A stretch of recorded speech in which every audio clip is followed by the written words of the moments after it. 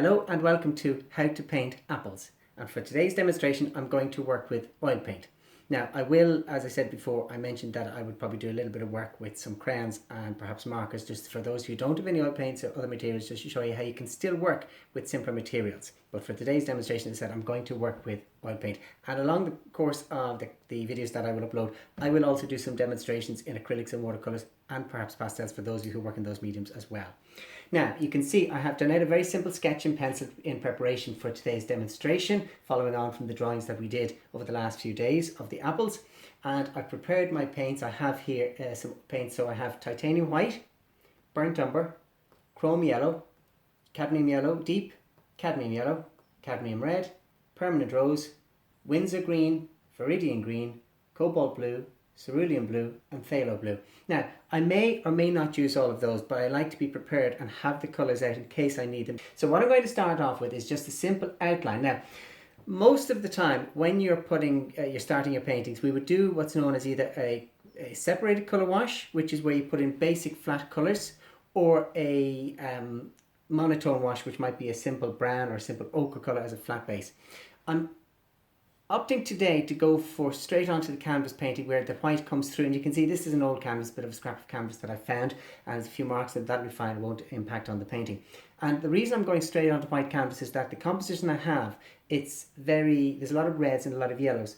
Reds and yellows tend to be very transparent colours, and so as a consequence they don't go well on top of other colours. They tend to be sullied by other colours being underneath, so they tend to work best when a white or light colour is coming through them. So for that reason I'm opting to go straight onto white canvas and work with this today to give a little bit more drama to it.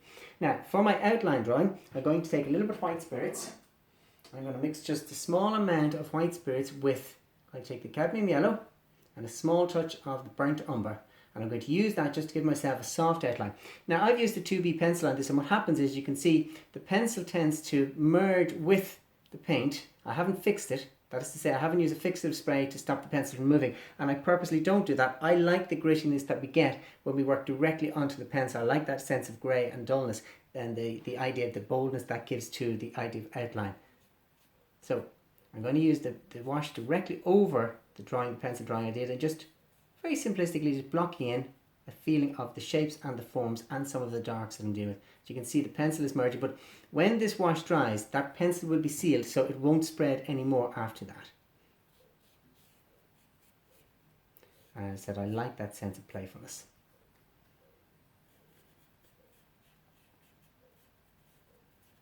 Now I have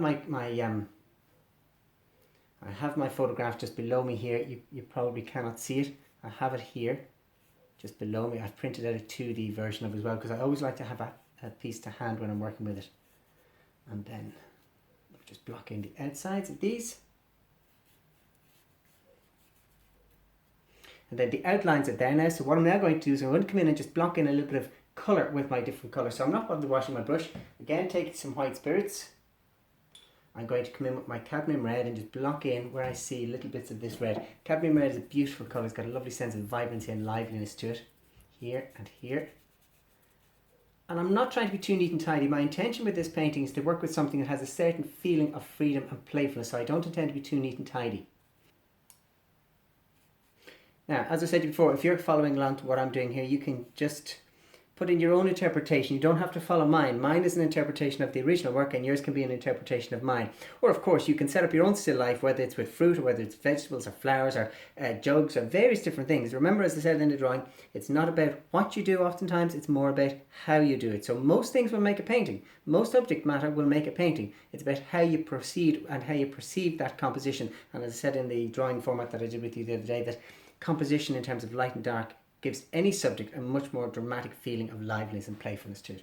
Now I'll just rinse off my brush, and we'll go and we'll take some of the yellow. So I'm taking, this is chrome yellow I have here. I'm just going to block in some of that there. A little bit of white spirits again. And the reason we use white spirit is white spirit dries by evaporation. So your wash will tend to be spirit based, so that it dries very quickly and it creates a more adhesive base on which to build the balance of the painting thereafter. So that's base here. And then I'm going to take a little bit of white with that, and I'm going to use that for the core centre of the apple here. I'm not looking for a pure light at this point in time. I'm looking for a slightly more sullen colour into those spaces. That is almost peachy. And you can see I'm not putting on a lot of paint. When you're putting on your initial stage, you don't want to have too much colour because it can be problematic. If you have too much colour on, it's got to go somewhere. And if you have too much colour on the surface of your canvas, it can be hard to utilise and you feel it spreads too far and becomes more difficult to control. So in the early stages of your painting, less colour is better, as in less pigment, less paint is better in terms of control onto the surface of the canvas. And inside to this space here. I'm really just spreading out the bits and pieces. Rinse off my brush again and I'll go to my greens. So once more I'm taking a little bit of my chrome yellow and a small touch of viridian green for quite a brash green in this space. This is quite a shadowy green that we're seeing here at this point because the light, as you know, is coming from the top left hand side. If you remember from the drawing, the light was coming from the top left hand side and I also had my ring light just slightly in front, so we're getting a slightly two-directional feeling of light into it to add a little bit more drama into the composition. So I just put the darkest part will be here and I'm going to let some of that drift on down into the shadowy space, because objects always reflect into the shadow. A shadow is influenced by the object at which it sits. So if there's for example, the red, there'll be a little bit of the red into the shadow, a little bit of green into the shadow into these spaces here. Now I'm just going to take a little bit of dark violet tone. So I'm going to take some of my phthalo blue, a little touch of my permanent rose. I'm going to use that for the moment just to give a little bit more depth into the space and the shadows. Now, I have decided that I'm going to work with this in quite a free fashion. But I don't know exactly how it's going to turn out. I have a direction, but I don't need to know exactly what I want to do. Painting is an organic process. So you set out with a particular approach, but you gauge it as you go along and you may change it, and that's okay. What's important is every now and then to stop and stand back and look at what you're doing and make adjustments and assessments as you go through the painting and correct or adjust as you need to, depending on what it is you're looking for. You don't need to be too perfect from the beginning, and you don't need to know exactly what it is you want to do. Oftentimes, so much in painting happens by accident. The technique is recognizing when the accident is working and utilize that. So as I said, whereas we've got very tunnel vision in terms of your painting, sometimes you don't allow for those accidents or you don't see them, and wonderful things in painting can be missed as a consequence of that. Now, just scratch this in. Now for my background, I'll take a slightly larger brush and I'm going to take a little bit of white into that. Just mix all of that up together, and again with a little bit of white spirits, not too much fluidity, I don't want it rolling down my canvas. Just mix up that and I'm going to just fill in some colour into the background. Now, again, I'm not absolutely certain about what I'm going to do with my background just yet, so for now I'm just simply looking for a feeling of colour. And by having these colours in, it is essentially a separated colour wash, so it's giving me a really strong feeling and sense of what it is I'm looking at and the sense of colour that I'm working with. As I go around the objects, I'm purposely softening the edges, so I'm not looking for anything too hard or too sharp at this point in time. Mix it a little bit more. I'm allowing for a feeling of softness to begin with, because I don't want it too heavy-handed. I can strengthen as I go, whereas if I'm too hard-edged at this stage, what can oftentimes happen is I follow that through and the overall feeling in the composition is one of hardness and harshness, whereas I need a certain degree of softness coming through into what I have. So by allowing the edges of the different elements, be it the background and the apples, to meet, it creates, as I said, that feeling of softness. So you can see I'm just coming in very gently, and once more, not having too much colour on it, or too much paint I should say. Plenty of colour, but not as much paint,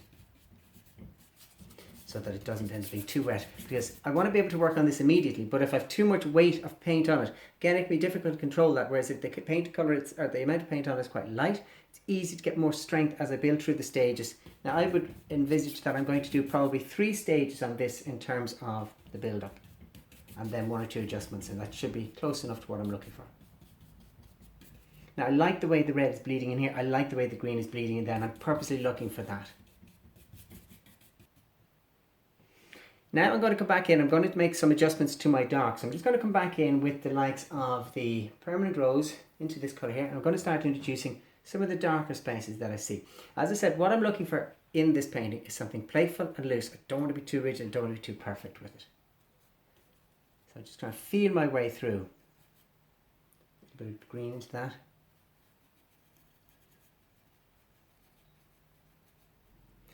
And that is my first stage done. That is essentially the wash stage done. Now, while I could go directly in on top of that now, what I'm going to do is I'm going to give it about 20 minutes of airtime. That is just sitting in there and allow it just to become a little bit tacky, because I find it much easier once it has that little bit of tackiness to start adding in a little bit more depth and strength into my colours, and the next layer of colour adheres to that more effectively. Whereas if I go in too soon, it can be a bit washy and a bit too movable, and it doesn't quite give me the sense of feel or strength that I'm looking for. So going away for about 20 minutes and then I'll come back to it. We'll do it at that point. Okay.